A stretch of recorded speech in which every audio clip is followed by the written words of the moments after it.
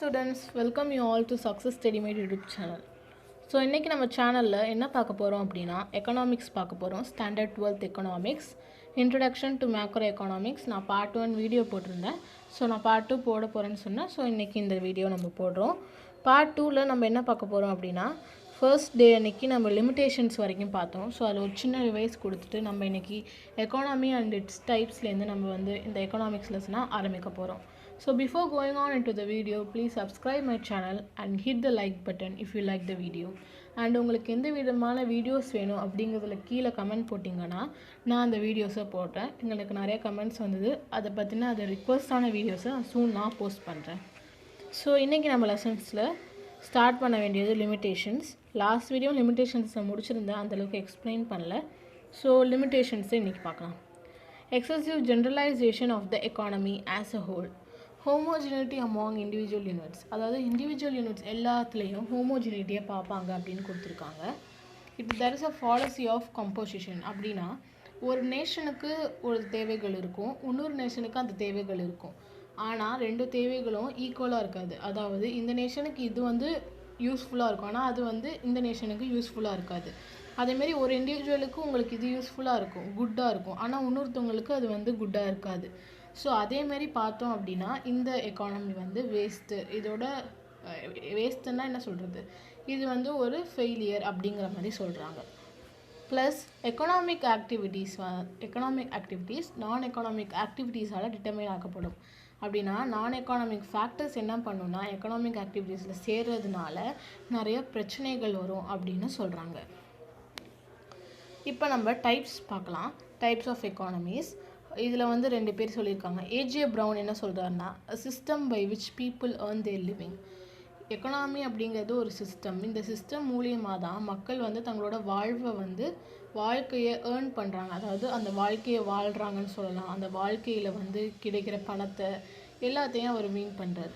Plus JR Hicks என்ன சொல்கிறாங்கன்னா, எக்கானமிங்கிறது producers அப்புறம் ஒர்க்கர்ஸோட ஒரு கோஆப்ரேஷன் மாதிரி. ரெண்டு பேரும் சேர்ந்து உழைச்சி குட்ஸ் அண்ட் சர்வீசஸை ப்ரொடியூஸ் பண்ணுறாங்க. எதுக்கு அப்படின்னா சாட்டிஸ்ஃபை பண்ணுறதுக்கு, கன்சியூமர்ஸோட வாண்ட்ஸை சாட்டிஸ்ஃபை பண்ணுறதுக்கு அப்படின்னு சொல்கிறாரு. எக்கானமி அப்படிங்கிறது ஒரு சிஸ்டம் இல்லைனா ஏரியா. அந்த ஏரியாவில் என்ன பண்ணுறோம் அப்படின்னா எக்கனாமிக் ஆக்டிவிட்டீஸை நம்ம நடத்துகிறோம். எல்லா எக்கானமிக்கும் ஒவ்வொரு கேரக்டர் இருக்கும், ஒவ்வொரு ஃபங்க்ஷன்ஸ் இருக்கும், ஒவ்வொரு ஆக்டிவிட்டீஸ் இருக்கும் அப்படிங்கன்னு சொல்கிறாங்க. அதை ஃப்ளோ சார்ட் 1ல் எக்ஸ்பிளைன் பண்ணுறதாகவும் சொல்லியிருக்காங்க. ஃப்ளோ சார்ட் 1 பாருங்கள், இதுதான் அது. இதை நான் ஈஸியாக எக்ஸ்பிளைன் பண்ணிடலாம். இங்கே பார்த்தீங்கன்னா ரெண்டு ஆக்டிவிட்டி இருக்குது, ப்ரொடக்ஷன் ஆக்டிவிட்டி, கன்சப்ஷன் ஆக்டிவிட்டி. ப்ரொடக்ஷன்னா ப்ரொடியூஸ் பண்ணுறது, கன்சப்ஷன்னா அதை நம்ம வந்து யூஸ் பண்ணிக்கிறது, சாப்பிட்றதுன்னு மட்டும் கிடையாது, அதை எப்படி அந்த ஆக்டிவிட்டிஸை யூஸ் பண்ணுறோம் அப்படிங்கிறது கன்சப்ஷன். இது ரெண்டுத்தையும் பண்ணுறது, இது ரெண்டு தான் மெயின். ஒரு எக்கானமியில் ப்ரொடக்ஷன் கன்சப்ஷன் தான் மெயின். இது ரெண்டுத்தையும் பண்ணுறதுக்கு 3 ஆக்டிவிட்டீஸ் நம்மளுக்கு உதவுது. ஃபஸ்ட்டு பார்த்தீங்கன்னா எக்ஸ்சேஞ்ச் ஆக்டிவிட்டி. எக்ஸ்சேஞ்ச்னால் ஒருத்தர் வந்து எக்ஸ்சேஞ்ச் பண்ணிப்போம், மாற்றிப்போம். அடுத்தது சப்போர்ட்டிங் ஆக்டிவிட்டீஸ்னால் அப்புறம் சப்போர்ட்டிங் எக்கானமிக் அண்ட் நான் எக்கானமிக், அது வந்து ரெண்டுமே சப்போர்ட்டிங் ஆக்டிவிட்டீஸுங்கிற ஹெட்டிங்கில் வரும். Economic non economic activities like இங்கே பார்த்தீங்கன்னா கொடுத்துருப்பாங்க. எக்கானமிக் ஆக்டிவிட்டீஸ் வந்து transportation, banking, advertising, planning, government policy, இதேமாரி எக்கானமிக் ஆக்டிவிட்டீஸும். நான் எக்கானமிக் ஆக்டிவிட்டீஸ் பார்த்தீங்கன்னா cinema, education, entertainment, government, health, இது எல்லாமே நான் எக்கானமிக் ஆக்டிவிட்டீஸ். இந்த ரெண்டு ஆக்டிவிட்டீஸும் ப்ரொடக்ஷன் கன்சப்ஷனுக்கு உதவுது அப்படின்னு சொல்கிறாங்க. மூணாவது என்ன சொல்கிறாங்கன்னா எக்ஸ்டர்னல் ஆக்டிவிட்டீஸ்னால் BOT, balance of payment, balance of trade, foreign investment, regulations, exchange earnings, இது எல்லாமே இந்த எக்ஸ்டர்னல் ஆக்டிவிட்டீஸில் வரும். அதாவது ஆக்டிவிட்டீஸ் ஆஃப் அதர் எக்கானமிஸ், மற்ற எக்கானமிக் நான் எக்கானமிக் பண்ணுறதை தவிர்த்து, எக்ஸ்சேஞ்ச் ஆக்டிவிட்டி பண்ணுறதை தவிர்த்து இன்னும் சில விஷயங்கள்லாம் இருக்குல்ல, அதெல்லாம் வந்து இந்த எக்ஸ்டர்னல் ஆக்டிவிட்டீஸில் வரும். இந்த 3 ஆக்டிவிட்டீஸும் சேர்ந்து தான் ப்ரொடக்ஷன் கன்சப்ஷனுக்கு ஹெல்ப் பண்ணுறது. அப்புறம் இந்த ப்ரொடக்ஷன் கன்சப்ஷனோட அல்டிமேட் எய்ம் என்னென்னா க்ரோத். அவ்வளோதான் சொல்கிறாங்க. இதுதான் என்னென்னா ஃபங்க்ஷனிங் ஆஃப் அன் எக்கானமி. உங்களுக்கு 3 மார்க்கில் இதை கேட்கலாம். What is explain about the functioning of an எக்கானமினா இந்த ஃப்ளோ சார்ட்டை வரைஞ்சி நீங்கள் கீழே இருக்கிறத எக்ஸ்பிளைன் பண்ணணும். ஸோ இப்போ நம்ம டைப்ஸ் பார்க்க போகிறோம். எக்கனாமிக் டைப்ஸ் வந்து இந்த 7 சப்ஹெட்டிங்ஸில் தான் வரும். ஃபஸ்ட்டு டெவலப்மெண்ட் பொறுத்து ஒரு கண்ட்ரி டெவலப்டா இல்லை அண்டர் டெவலப்னா கொஞ்சம் ரொம்ப தாழ்ச்சியாக இருக்குது, அன்டெவலப்டுனா சுத்தமாக டெவலப்மெண்ட்டே இல்லை டெவலப்பிங் இப்போ தான் க்ரோ ஆகிட்டுருக்கு நம்ம இந்தியா மாதிரி. அடுத்தது ஆக்டிவிட்டீஸில் தான் இப்போ நம்ம கீழே பார்க்க போகிறோம். Capitalistic, socialistic and mixed. So இந்த மூணுத்தை பொறுத்து தான் இன்றைக்கி நம்ம லெசன் இன்றைக்கி வந்து சிஸ்டம் ஆஃப் ஆக்டிவிட்டீஸில் தான் லெசன் இருக்கும். கேபிட்டலிஸ்டிக், சோஷியலிஸ்டிக், மிக்ஸ்டு இதை பற்றி நம்ம இந்த லெசனில் ஃபுல்லாக படிப்போம். ஸோ இதுக்கப்புறம் போக நம்ம மற்றதையும் நம்ம வந்து படிச்சுட்டு வருவோம். அப்புறம் ஸ்கேல்னால் எவ்வளோ அளவு அப்படிங்கிறத பொறுத்து, ஸ்மாலா லார்ஜா அப்படின்னு. அப்புறம் நேச்சர்னால் ஸ்டாட்டிக், டைனமிக். ஸ்டாட்டிக்னால் நிலையாக இருக்கும், டைனமிக்னால் சேஞ்ச் ஆகிட்டே இருக்கும். Nature of operation closed and open. க்ளோஸ்னால் கொஞ்சம் மறைமுகமானு வச்சுக்கலாம், ஓப்பன்னா தெளிவாக எல்லாமே தெரிகிறது அப்படிங்கிற மாதிரி. அப்புறம் அட்வான்ஸ்மெண்ட்னால் நம்ம வந்து எந்த வகையில் செய்கிறோம், ட்ரெடிஷ்னலாக பண்ணுறோமோ மாடர்னாக பண்ணுறோமோ. அப்புறம் நேஷ்னல் இன்கம், எந்த அளவுக்கு நேஷ்னல் இன்கம் இருக்கோ அதை பொறுத்தும் நம்ம ஆக்டிவிட்டி பண்ணுவோம். இப்போ இந்தியாவில் ஒரு மிடில் இன்கமில் இருக்கிறப்ப நம்ம அதுக்கு தகுந்த ஆக்டிவிட்டீஸ் தான் பண்ண முடியும். ஆனால் ஜப்பானில் பார்த்திங்கன்னா ஹை இன்கம், ஸோ அங்கே வந்து ஹை இன்கமாக ஹை லெவலில் பண்ணுறாங்க. ஸோ லோ இன்கம் இருக்கிற கண்ட்ரீஸில் லோவாக பண்ணுவாங்க. ஸோ இதேமாரி எக்கானமிஸ் தகுந்த இந்த சூழ்நிலைகளுக்கு ஏற்ப மாறுபடும். இந்த சூழ்நிலைகள் தான் அந்த 7 டைப்ஸ். ஸோ இப்போ நம்ம எக்கானமிக் சிஸ்டம்ஸ் பார்க்கலாம். எக்கானமிக் சிஸ்டம் அப்படின்னா என்னென்னா,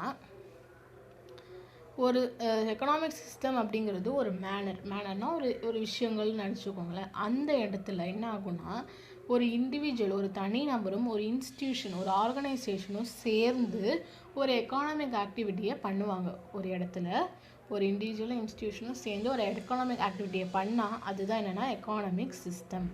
இது எதுக்கு பண்ணப்படுது? நீட்ஸ் ஆஃப் த சொசைட்டி, நம்ம தேவைகளை, சொசைட்டியோட தேவைகளை பூர்த்தி செய்கிறதுக்காக பண்ணுறாங்க. நான் சொன்ன மாதிரியே இந்த டைப்ஸ் ஆஃப் 3 எக்கானமிஸ் பார்த்தீங்கன்னா கேபிட்டலிஸ்டிக், சோஷியலிஸ்டிக், மிக்ஸ்டு. அதாவது கேபிட்டலிசம், சோஷியலிசம், மிக்ஸ்டிசம். இது மூணுத்தை பற்றியும் இதுதான் டைப்ஸ். இந்த 3 டைப்ஸ் பற்றி நம்ம பார்க்க போகிறோம். இப்போ ஃபஸ்ட்டு அதுக்கு முன்னாடி குளோபலிசம் அப்படிங்கிறத பற்றி பார்க்கலாம். மேன்ஃப்ரெட் டி ஸ்டிகர் அப்படிங்கிறவர் நியூ மார்க்கெட் ஐடியாலஜி பற்றி ஒரு புக், அதாவது அது நியூ மார்க்கெட் ஐடியாலஜினா ஒரு புதுசாக ஒரு விஷயம் வந்து வருது, அந்த ஐடியாவை வச்சு எழுதப்பட்டது தான் இந்த குளோபலிசம்னா என்னென்னா குளோபலிசம் எல்லாமே சொல்லலாம்.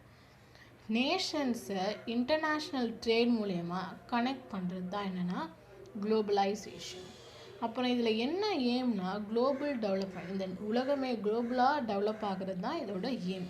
இதை எக்ஸ்டாண்டர்ட் கேபிட்டலிசம் அப்படின்னும் சொல்லுவாங்க.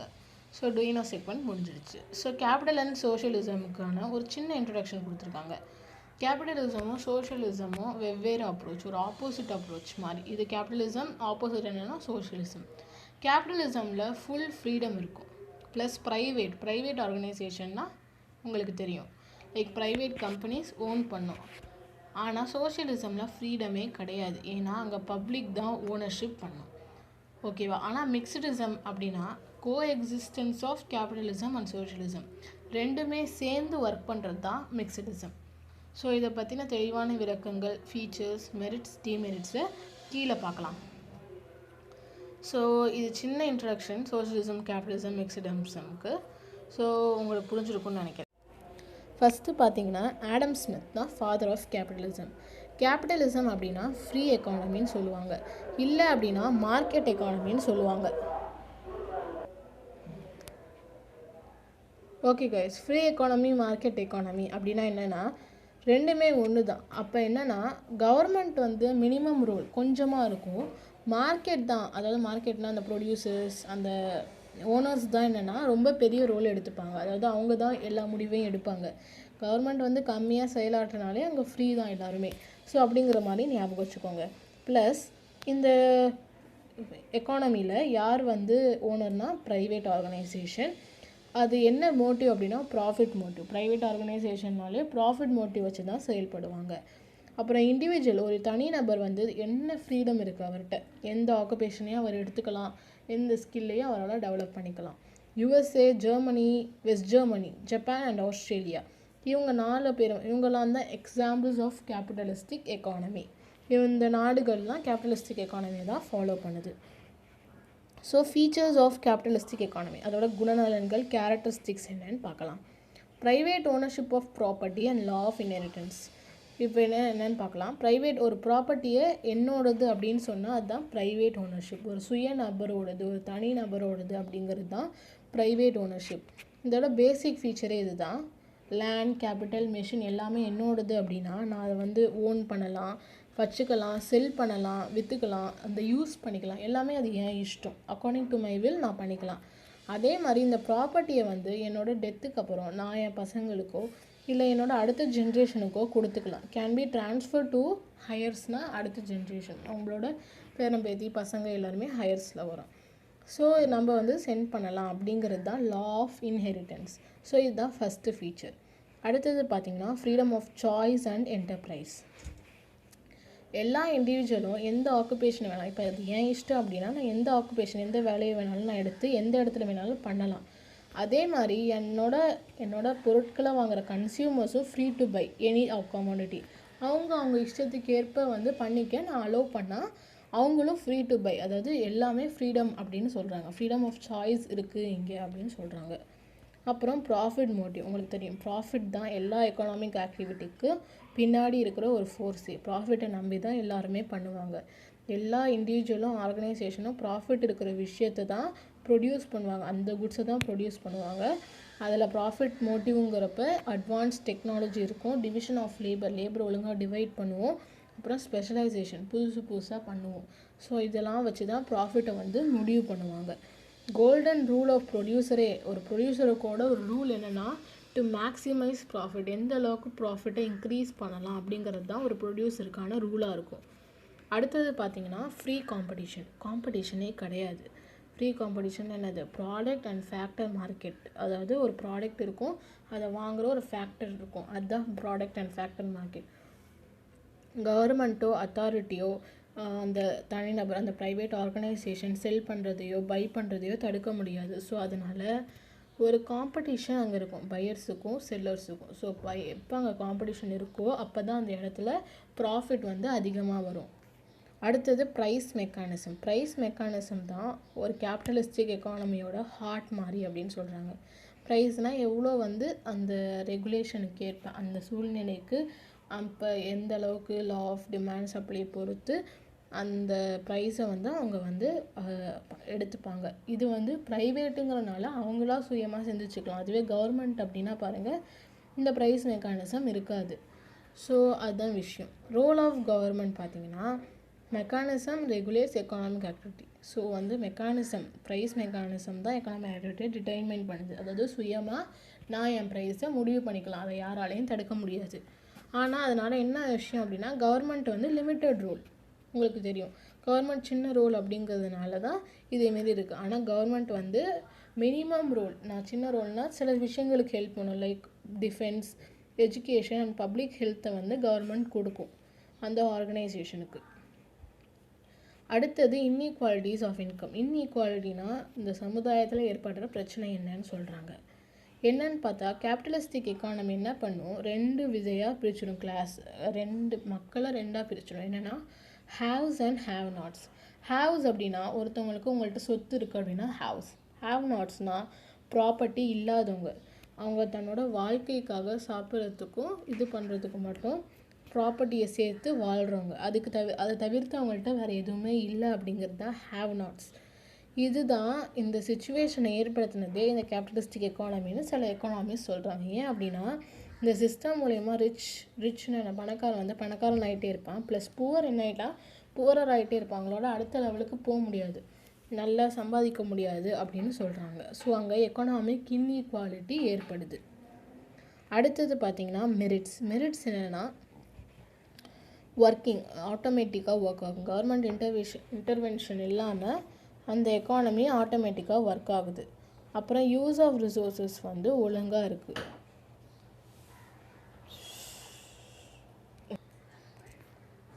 ஸோ யூஸஸ் ஆகுது, அதாவது ரிசோர்ஸஸ் வந்து ஒழுங்காக யூஸ் பண்ணுறாங்க. அடுத்தது ஹார்ட் ஒர்க்னால் என்னென்னா ஒழுங்காக ஹார்ட் ஒர்க் பண்ணுறாங்க. இப்போ ப்ரைவேட்னால் ரொம்ப ரூல்ஸ் இருக்கும், ரெகுலேஷன்ஸ் இருக்கும், அப்போ ஒழுங்காக வந்து ஒர்க் பண்ண சொல்லுவாங்க ஒர்க்கர்ஸ்லாம். ஸோ அப்போ அங்கே வந்து ஹார்ட் ஒர்க் வந்து ஒழுங்காக இருக்கும்.